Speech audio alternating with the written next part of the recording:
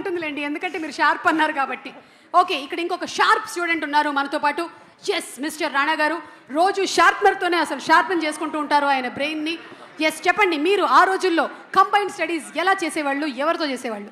Combined studies అంటే సోలోగా చదవలేదండి. Combined ఎక్కడ వస్తుంది? ఎప్పుడైనా సరే మనలాంటి స్టూడెంట్స్ సోలోగా ఏం చదవలేరు, ఎవరో ఒకళ్ళని పెట్టుకోవాలన్నమాట పక్కన. నేనండి కంబైన్డ్ రామ్ చరణ్ తో చేసేవాడిని. కంబైన్డ్ బాగా కంబైన్డ్ స్టడీస్ చేశాను. ఎలా ఉండేది ఆ కంబైన్డ్ స్టడీస్? అంటే ఎంతవరకు అంటే అంతవరకు చదువుకున్నామండి ఇద్దరం. అది ఎంతవరకు అంటే పంజగుట్ట వరకా లేకపోతే? లేదు, యూసఫ్ కూడా వరకు అండి. ఓకే, అంటే ఆ చదువుల్లో ఎప్పుడైనా గోడ దూకడాలు అలాంటివి కూడా ఏమైనా జరిగాయా? లేదు, దూకడాలు లేదండి. అంటే కిటికీ ఎలా దూకుతాడు రాణా గారు? పట్టరా ఆయన కిటికీలో? యాక్చువల్లీ కరెక్ట్, అది కరెక్టే అండి. ఎందుకంటే కంబైన్డ్ స్టడీస్ అని చెప్పి కిటికీ గ్రిల్ తీసేసి బయటికి దూకేసి వెళ్ళిపోయేవాళ్ళం. వావ్. సో ఏదో ఒకటి స్టడీస్ వల్ల ఒకటి ఉపయోగపడింది మనకి. కిటికీలు తీయడం ఎలా తెలుసు? కార్పెంటరీ నేర్చుకున్నానండి. Very good, very good. అంటే స్టడీస్ వల్ల ఏదో ఒక ఉపయోగం అయితే ఉండాలి కదా. ఓకే, సో ఇప్పుడు ఇండస్ట్రీలో ఒకవేళ కనుక వీళ్ళు టీచర్స్ అవుతే ఎవరు ఏ సబ్జెక్ట్ చెప్తే బాగుంటుందో ఒకసారి మీరు చెప్పాలి మాకు.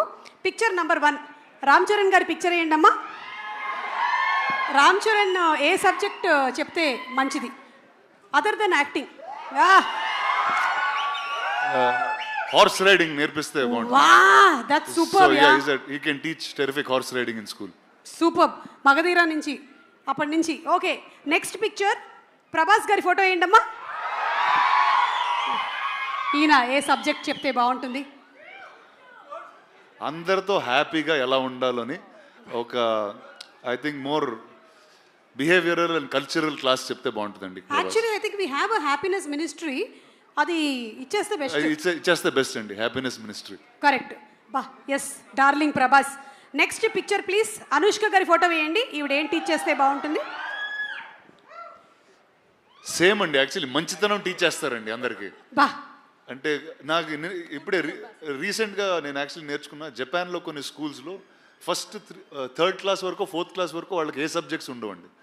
అంటే కేవలం మనుషులతో ఎలా మాట్లాడాలి, ఇళ్ళు ఎలా శుభ్రంగా పెట్టుకోవాలి, those kind of basic subjects will be taught for life. I think she is the best person to teach that. I think మన అందరికీ ఇక్కడ చాలా అవసరం అది. చాలా అవసరం. మనకి యూకేజీ ఎల్కేజీ నుంచే నౌన్ ప్రొనౌన్స్ రుద్దేస్తున్నారు. ఓకే, లాస్ట్ కాదు, ఇంకొక 2 పిక్చర్స్ ఉన్నాయి. ఆ రాజమౌళి గారు ప్లీజ్ రండి. ఎలాగో మీరు మాకు ఇంకా ఒక 2 years వరకు దొరకరు ప్రీ రిలీజ్లో. కనీసం ఇలా ఫోటోలు అయినా వేసుకొని మేము సంతోషపడతాం. అన్ని సబ్జెక్టులు చెప్పే ఒక టీచర్ ఉంటారు చూడండి, సాయంత్రం ట్యూషన్కి వెళ్తాం, అదే ఆయన. సూపర్, అసలు సింప్లీ సూపర్. అన్ని సబ్జెక్ట్స్ కి మనం 300 రూపాయలు కట్టి వెళ్ళిపోతాం. సాయంత్రం ట్యూషన్కి వెళ్తాం చూడండి. Okay, done. Thank you teacher, thank you. And last but not the least are Devara NTR. ఖచ్చితంగా తెలుగు టీచర్ అండి, తెలుగు టీచర్ 100%. తారక్ కన్నా తెలుగు ఇంకెవరు నేర్పిస్తారు చెప్పండి? So I think Tarak will be the best Telugu teacher. ఇందుకనే మీరు సినిమాల్ని ప్రొడ్యూస్ చేసి ప్రెజెంట్ చేస్తున్నారు. ఒక్కొక్కళ్ళకి ఎంత కరెక్ట్గా ఇచ్చుకోవాలో అంత కరెక్ట్గా ఇచ్చారు కదా అసలు బిరుదులు. అండ్ అంతేకాకుండా ఎప్పుడు ఈ సినిమాని ఎక్కడ మలుపు తిప్పాలో చూపించింది కూడా మీరే రాణా గారు. అంటే తెలుగు సినిమా ఈ రోజున విజయకేతనం ఆస్కర్ వరకు వెళ్ళింది అంటే you were the first person who identified it and took it and marketed Telugu films. So thank you so much. Thank you. You have been truly a teacher for many people. ఇంత చిన్న వయసులోనే చాలా పెద్ద బాధ్యతలు వచ్చేసాయి. ఏం చేస్తాం, తప్పదు.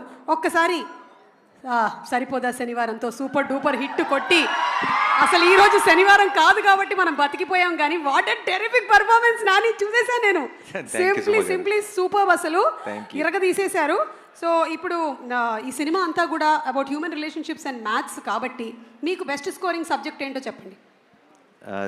Special English. స్పెషల్ ఇంగ్లీషా? అంటే తెలుగు లేకపోతే స్పెషల్ ఇంగ్లీష్ ఉండేది కదా? అక్కడ ఏం రాసినా నడుస్తుంది, కథలు రాయాలి. ఎక్కువ ఆన్సర్ షీట్స్ రాసామంటే ఏదో ఒక మార్కులు వేసేస్తారు. అంతే, కథలు రాయటమే. అక్కడ కథలు రాయటమే, ఇక్కడ కథలు రాయటం. సరే, ఇక్కడ మాకు చిన్న కథ చెప్పండి. మీరు చిన్నప్పుడు విన్న చిన్న కథ ఏదైనా జస్ట్ 2-3 లైన్లో చెప్తే చాలు. ఎలాగో మాకు చిన్నప్పుడు సొంత కథలు వెళ్ళినామండి, మనం చూసిన సినిమా కథే. టైటానిక్ రాసేవాడిని. బా, గ్రేట్. అసలు టైటానిక్ని కూడా అక్కడ రాసేసారా మీరు? ఓకే, సో మీకు మీ సిస్టర్కి ఇందులో ఈ సినిమాలో బ్రదర్స్ ఇద్దరి మధ్యలో బాండింగ్ చాలా బాగుంటుంది. సో మీకు మీ సిస్టర్కి మధ్యలో ఉండేటువంటి ఆ బాండ్ లేదా incident, anything that you would recollect? I think సిబ్లింగ్స్కి ఎవరైనా సరే సిబ్లింగ్స్ అన్నాక బాగా కొట్టుకుంటారు, అది అలాగే బాండ్ గట్టిపడుతుంది. ఐ థింక్ వాళ్ళు మనకి ఎంత ఇంపార్టెంట్ అని మనకు తెలిసేది కొంచెం వాళ్ళు నేను ఎక్కడికైనా వెళ్ళినప్పుడు వాళ్ళని ఒక సంవత్సరం చూడనప్పుడు కొంచెం దూరం అయినప్పుడు బేసిక్గా. సో నేను అంతే లైఫ్ అంతా బాగా కొట్టుకు తెచ్చాం. ఆ తర్వాత అది చదువుకోవడానికి యూఎస్ వెళ్ళినప్పుడు సడన్గా ప్రేమలో అసలు సిబ్లింగ్ అంటే ఏంటి, తను మిస్ అవుతున్నానని, సో అవన్నీ స్టార్ట్ అయ్యింది. Super. Last and final question, 35 ప్లస్సా 35 మైనసా? ఏజ్ కాదు, నా ఏజా? మార్క్సా ఒక్కసారి కూడా 35 దాటలేదు. అంటే జస్ట్ ఇట్లా అస్సలు పొరపాటు. వీటి పాపం నేను సినిమా చూశాను, వీడు అందరూ అన్ని మాటలు అంటుంటారు కదా, వీడు నాతో కంపేర్ చేస్తే వీడు బ్రిలియంట్. వీడు పొరపాటును కూడా వాడు కనీసం 1 ముందు 0 పెట్టాలా 1 తర్వాత 0 పెట్టాలని డౌట్ ఉంది నాకు. అసలు 1 తర్వాత 2 ఎందుకు రావాలి, 2 ముందు ఎందుకు రాకూడదని డౌట్ ఉండేది. సో ఒక రకంగా చెప్పాలంటే నేను సినిమా చూస్తున్నంతసేపు వీడితో తెగ రిలేట్ అయిపోయి ఇదేదో నా బయోపిక్ తీస్తారన్నట్టు ఫీల్ అయ్యాను. Super super. ఫండమెంటల్స్ని క్వశ్చన్ చేస్తున్నారు చాణక్య గారు, మీరు ఎలా ఫీల్ అవుతున్నారు? అంటే ఈయన క్యారెక్టర్ పేరు చాణక్య.